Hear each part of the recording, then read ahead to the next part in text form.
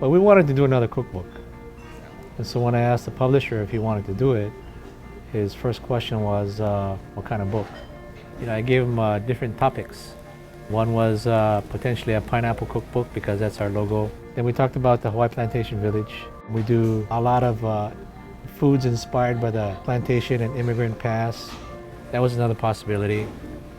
We do a lot of things with the farmers and the ag scene, farm to table, local board. That was another opportunity. And finally the publisher said, no, we want to do a book that is about you, what you've been up to, and what you're doing today. So that sort of kind of like conjured up a different mindset, Hey, so what are you doing today? What have you been doing for the last 11 years, sort of like? So now, I went to Hilo. There's an elementary school, Kaha Elementary. We went there to meet them and to give them a demonstration. So I picked up a red tomato and I said, this is where ketchup comes from. So a kid raises his hand and says, so can you make yellow ketchup out of the yellow tomato? I says, of course you can. The next kid raises his hand and says, so can you make blue ketchup? I says, well, you give me a blue tomato, I can make you blue ketchup.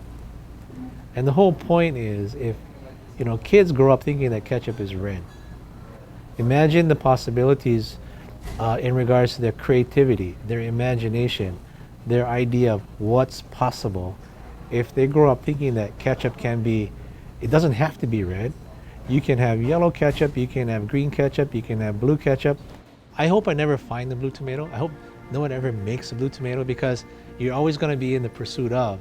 It'll always be there for you to try and strive for, or try and search for, because the journey is, the process is more important than the destination.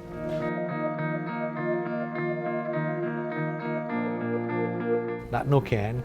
That sort of resonates throughout our entire book and an entire philosophy of the company. You have to commit yourself and dedicate yourself.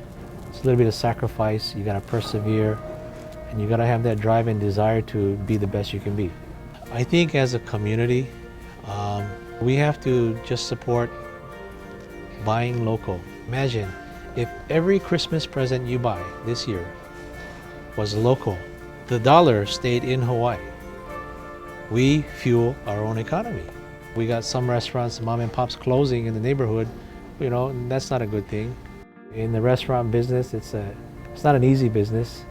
The old saying is, you're only as good as your last meal, your last plate, your last customer. And you're always constantly trying to refresh yourself. I don't think the people would be coming to the restaurant if the menu stayed the same for 15 years. We had to continually refresh, evolve, and grow and change. But I think our food has become more simple. And so hopefully you'll see the simplicity, but then there's still the same ideas, concepts, philosophies in the food.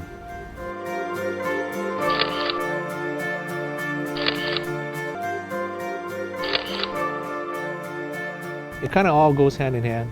The blue tomato, what's possible? Can, yes can. You got to believe. And what's next?